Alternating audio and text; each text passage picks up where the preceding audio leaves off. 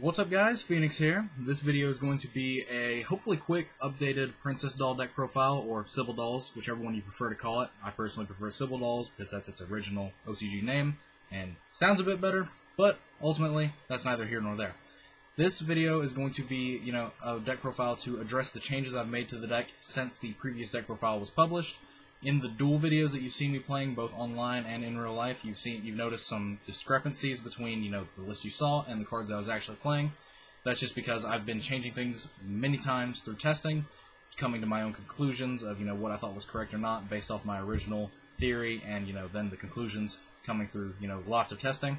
And I think I've arrived at something where, I could be okay with this deck going forward as a skeleton and, having only a couple of card changes from here on out. But anyway, I'm going to go straight into the deck profile and give minimal explanation on the core cards because of the last video having a lot of explanation and only explaining, and touching explanations on the changes that I made. But anyway, the monster count, there's 22 monsters, starting with 3 Tara Tray, and then, going into 3 Manju, and I cut Senju down to 1 just because it can't search the ritual spell, so it's not really that good, but still being able to grab Tara Tray was relevant enough for me to keep it at the as basically the 4th Manju.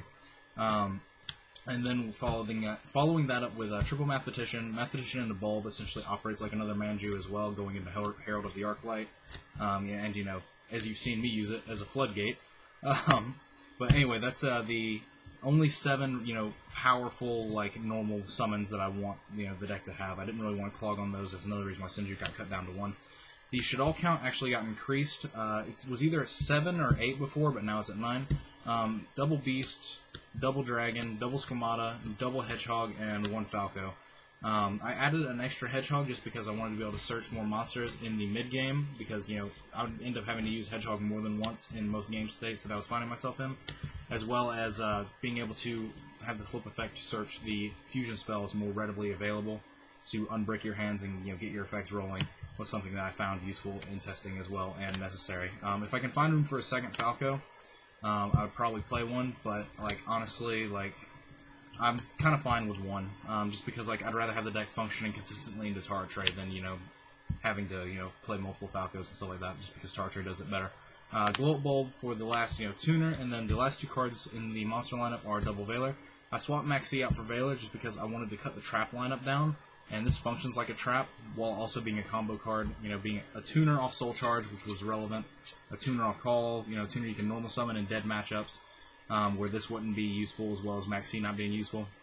And then, just being a light all around for fusion plays into Construct just made it a little bit more relevant than Maxi than what I originally thought it would be. I thought Maxi would be the more relevant one, giving more cards, but Veiler is in the main deck and Maxi is now essentially in the move to the side deck at this point, just because Veiler is handily more relevant in all of the matchups that actually mattered, as well as I said before, I wanted to change up my trap lineup, so moving a trap into a monster that functions as a combo card helped as well.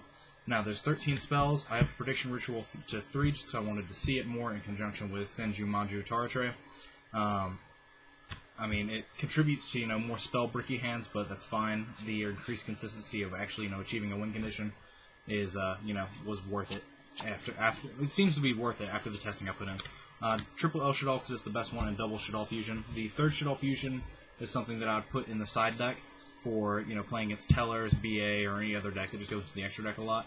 But honestly, El Shaddoll is just the better one to have in the main deck, and they're accessible enough, and you have so many spells that unbrick your hand. For the rest of the spells, the standard 3-1 of Soul Charge, Raigeki, Foolish, same as last time. I didn't see any need to change those through testing, and I'm playing only 2 Upstart Goblins simply because I can't really find room for the 3rd one at this point in time. The only cards I would consider cutting for this would be the Senju, the 3rd Prediction Ritual, the Foolish, or the 2nd Hedgehog, and there's no point in cutting those high impact consistency cards for a card that's also trying to boost consistency. That just doesn't make sense. So essentially 2 Upstart is fine, just because it's fine enough just because it does boost your consistency, but I don't really see the need to cut something right now for the 3rd copy. If I can find something that isn't necessary and cuttable in the near future, then I would cut it for the 3rd Upstart just to increase that consistency of achieving a win condition a bit more. Now the traps, there are only 5. I wanted all the traps to be really high impact or just recovery based. I wanted them to be combo cards or just extremely high impact. So double call, I cut it down from 3 just because I didn't really see the need to have 3, especially with the addition of upstarts and more consistency cards going into the monster lineup to be combo cards. It was clumping a lot at 3. I didn't really like that. One Shaddoll core, just to be standard Shaddoll trap monster nonsense.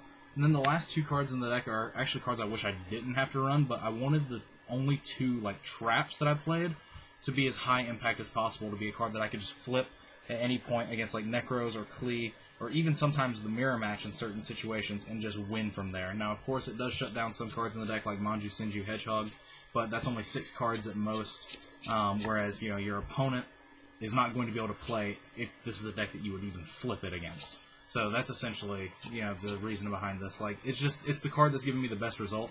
Vanity is not in the main deck. Vanity's Emptiness is also in the side deck, and it's literally only in there to ask every single person I play if they want to side it out, because I hate that card.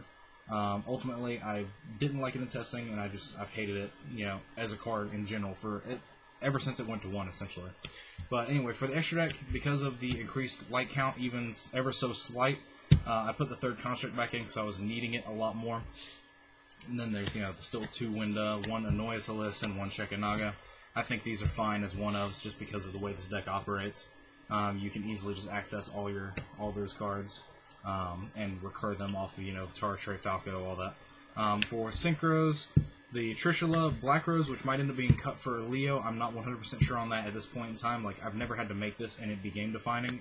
Making Arcanite was always just better almost every time I made Black Rose. Herald of the Arclight for the Mathematician Bold play, and I actually don't have one, but this is an Armory Arm.